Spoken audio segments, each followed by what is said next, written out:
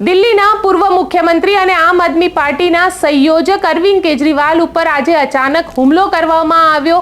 અરવિંદ કેજરીવાલ અત્યારે તેમની પદયાત્રા કરી રહ્યા છે અને આ પદયાત્રા દરમિયાન તેમના ઉપર અજાણી વ્યક્તિ દ્વારા હુમલો કરવામાં આવ્યો છે। અરવિંદ કેજરીવાલની પદયાત્રા જે છે તે આજે ગ્રેટર કૈલાસ વિસ્તારમાંથી જ્યારે પસાર થઈ રહી હતી ત્યારે આ અજાણી વ્યક્તિએ ત્યાં ઊભા રહીને તેમના ઉપર પ્રવાહી ફેંકી અને હુમલો કર્યો હતો। પોલીસની બાજુમાં વ્યક્તિ ઊભો હતો અને જે દ્રશ્ય સામે આવ્યા તેના પ્રમાણે હુમલાના લાઈવ દ્રશ્ય સામે આવ્યા, જેમાં એ વ્યક્તિ અરવિંદ કેજરીવાલ ઉપર કંઈક ફેંકી રહ્યો છે। આ પ્રવાહી શું હતું તેની હવે ફોરેન્સિક ઇન્વેસ્ટિગેશન કરવામાં આવશે અને સાથે સાથે પોલીસે જે હુમલો કરનાર વ્યક્તિ હતી તેની પણ ધરપકડ કરી છે અને એવું કહેવાઈ રહ્યું છે કે આ જે વ્યક્તિ છે તે આમ આદમી પાર્ટી ઉપરના જે સંયોજક પર હુમલો કરનાર વ્યક્તિ છે તે ભારતીય જનતા પાર્ટી સાથે કનેક્ટેડ છે અને ભારતીય જનતા પાર્ટીનું આઈ કાર્ડ પણ તેની પાસેથી મળ્યું છે।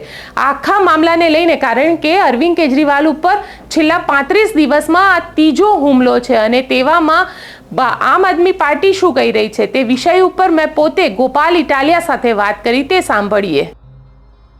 કે અરવિંદ કેજરીવાલની સુરક્ષામાં એક મોટી ચૂક થઈ છે। તેમના ઉપર ગ્રેટર કૈલાસની અંદર જ્યારે તેમની પદયાત્રા ચાલી રહી હતી તે દરમિયાન હુમલો કરવામાં આવ્યો છે। કંઈક વસ્તુ ફેંકી તેમના ઉપર હુમલો કરવામાં આવ્યો છે। જે વ્યક્તિએ હુમલો કર્યો હતો તેને પણ પકડી લેવામાં આવ્યો છે। છેલ્લા 4-5 દિવસથી અરવિંદ કેજરીવાલ દિલ્હીની અંદર કાયદો અને વ્યવસ્થાની સ્થિતિ ભયંકર ખરાબ થઈ ગઈ છે એનો મુદ્દો ઉઠાવી રહ્યા છે। દિલ્હીની કાયદો અને વ્યવસ્થાની પરિસ્થિતિ સંભાળવાની જવાબદારી ગૃહમંત્રી અમિત શાહની છે, કેમ કે દિલ્હીની પોલીસ ગૃહમંત્રી અમિત શાહના અંડરમાં કામ કરે છે।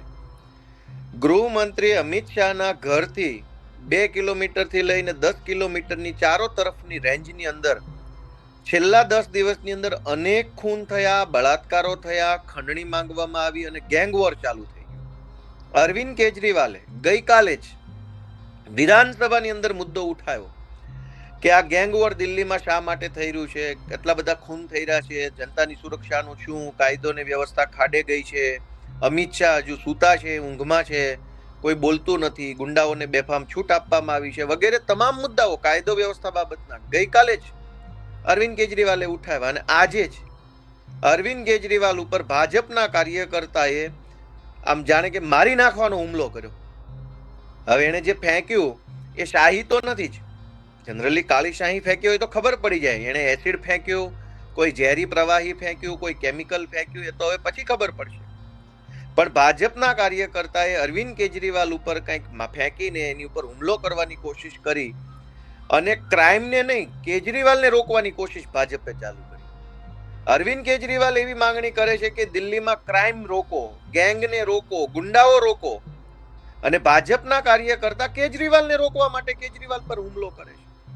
તો આ તો નિર્લજ્જતાની હદ વટાવી ગયા કહેવાય। પણ આમ આદમી પાર્ટી છે, સંઘર્ષમાંથી નીકળેલા લોકો છીએ, અમે કંઈ ભાજપના ગુંડાઓથી ડરી જવાના છીએ નહીં। જેટલું જે ફેંકવું હોય તે ફેંકે, અમે જનતાની વચ્ચે જઈશું, ન્યાય માગીશું અને કરીશું સંઘર્ષ અમારો પૂરેપૂરો।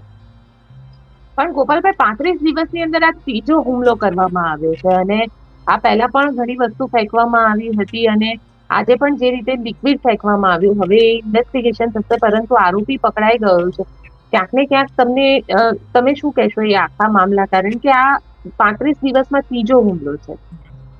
અરવિંદ કેજરીવાલ ભારતના એકમાત્ર એવા વ્યક્તિ છે જે ભાજપની આંખમાં ખટકે છે, કેમ કે દેશના તમામ નેતાઓ, તમામ પાર્ટીઓને ભાજપ ડરાવી, ધમકાવી કે લલચાવી શકે છે, તોડી ફોડી શકે છે, પણ અરવિંદ કેજરીવાલ ને આમ આદમી પાર્ટી દેશની એકમાત્ર પાર્ટી છે જેને ડરાવી શકાતા નથી, ધમકાવી શકાતા નથી, તોડી ફોડી શકાતા નથી, લલચાવવાની તો ચર્ચા થઈ શકતી નથી। અને એટલે ભાજપને અરવિંદ કેજરીવાલથી એટલી બધી ઈર્ષ્યા છે, એટલી બધી એને તકલીફ પડે છે કે 3 વખત નહીં 5 વખત અરવિંદ કેજરીવાલને મારી નાખવાની ભાજપે કોશિશ કરી। જેલમાં જ્યારે એમને પૂર્યા હતા ખોટા કેસમાં, તો જેલમાં એમનું ઇન્સ્યુલિન બંધ કરી દીધું, જેલમાં મારી નાખવાની કોશિશ કરી હતી। પણ એ તો આમ આદમી પાર્ટીએ સક્રિયતાથી બધું જનતા સમક્ષ લાવી અને ભાજપનું કાવતરું ખુલ્લું પાડ્યું। 3 વખત તમે ગણાવો છો, એની પહેલા પણ 1 વખત હુમલો કરવાની કોશિશ થઈ હતી અને અરવિંદ કેજરીવાલના સીએમ હાઉસ ઉપર ભાજપનો રાષ્ટ્રીય યુવા મોરચાનો અધ્યક્ષ કંઈક બેંગ્લોર બાજુનો કોઈક માણસ છે તેજસ્વી, એ 500 ગુંડાઓનું ટોળું લઈ અને સીએમ હાઉસ પહોંચી ગયો હતો અને સીએમ હાઉસનો ગેટ તોડી નાખ્યો હતો. સરકારી સીએમ હાઉસનો ગેટ તોડીને ભાજપના 500 ગુંડાઓ ત્યાં સીએમના ઘરની અંદર જઈને મારી નાખવા ગયા હતા. તો 5 હુમલાઓ મારી નાખવાના થયા છે એટલા માટે કે ભાજપને, નરેન્દ્ર મોદીને, અમિત શાહને એવી સ્પષ્ટતા છે મગજમાં કે અરવિંદ કેજરીવાલને દિલ્હીમાં ચૂંટણીમાં તો હરાવી શકાય એમ છે નહીં કોઈ સંજોગોમાં. તો આને રોકવો કેવી રીતે? તો કે મારી નાખો. અને એટલે વારંવાર મારી નાખવાના પ્લાનિંગ બનાવે છે. સીએમ હાઉસે ગુંડા મોકલે છે, જેલમાં ઇન્સ્યુલિન નથી આપતા. આજે ભાજપના માણસોએ હુમલો કર્યો મારી નાખવાનો. 2 દિવસ પહેલા ભાજપના માણસોએ ગાડી રોકી અને હુમલો કરવાની કોશિશ કરેલી. ટૂંકમાં ભાજપના લોકો એટલા બધા આમ આદમી પાર્ટી કેજરીવાલથી ડરી ગયા છે કે મારી નાખવા ઉપર ઉતરી આવ્યા છે. અને આ જ ભાજપના લોકો પાછા દેશમાં રાષ્ટ્રીય એકતા અને રાષ્ટ્રીય સુરક્ષાની વાતો કરે છે. જે લોકો મુખ્યમંત્રીને મારવા તૈયાર થઈ ગયા છે. પણ સામે ભારતીય જનતા પાર્ટી એવું કહી રહી છે કે આમ આદમી પાર્ટી હારી રહી છે દિલ્હીની અંદર અને એટલા માટે થઈને આ બધા નાટક કરી રહી છે. અરે પણ પકડાયો એ કઈ પાર્ટીનો માણસ છે? ભાજપનો માણસ અમારા કેવા પ્રમાણે નાટક કરે છે? આ તો કેવી વાહિયાત અને હાસ્યાસ્પદ વાત થઈ. ભલે ઓછું ભણેલા હોય ભાજપમાં, એનો કોઈ વાંધો નથી, પણ વાત તો કંઈક વ્યવહારિક કરતા હોય તો લોકોને સાચી લાગે. આજે અરવિંદ કેજરીવાલને જાનથી મારી નાખવા માટે જેને હુમલો કર્યો એ માણસ પકડાઈ ગયો છે ને એ ભાજપનો કાર્યકર્તા છે. એનું સોશિયલ મીડિયાની પ્રોફાઇલો લોકો સમક્ષ આવી ગઈ છે. ભાજપનું આઈ કાર્ડ છે, બધા નેતાઓ સાથે ફોટા છે, 300 પારના નારા લગાવે છે. ભાજપનો માણસ હુમલો કરે છતાંય ષડયંત્ર આમ આદમી પાર્ટી. આ તો કેવી વાહિયાત વાત થઈ ભાજપ વાળાની. તો તમને કેમ નથી લાગતું કે અમિત શાહ, કારણ કે કેન્દ્રીય ગૃહમંત્રી છે અને પોલીસ જે છે એ એક્શન નથી લેતી આ આખા મામલામાં? તો પોલીસ ના લે ને. હું એ જ કહેવા માંગુ છું કે ચૂંટણીમાં અરવિંદ કેજરીવાલને ભાજપ હોય કે અમિત શાહ હોય કે મોદી હોય હરાવી શકે એમ નથી.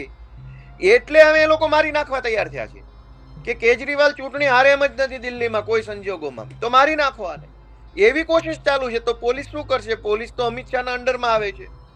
એ જે આજે જે હુમલો થયો એમાં જે છોકરો જોશો તો પોલીસની બાજુમાં ઊભો છે. મતલબ કે પોલીસને ખબર હોઈ શકે કદાચ, અને છોકરાને ખબર હોઈ શકે કે સાહેબની બાજુમાં રહીએ તો ઓછો માર પડે. તો આ આયોજન પણ ષડયંત્ર હોઈ શકે કેજરીવાલને મારી નાખવાનું.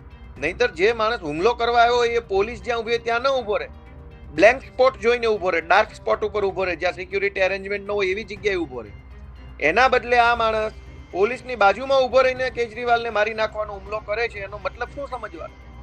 કે આ ભાજપ વાળા કેજરીવાલ સાહેબને મારી નાખવા માંગે છે હવે, કેમ કે ચૂંટણીમાં બીજી રીતે હરાવી શકે એમ નથી.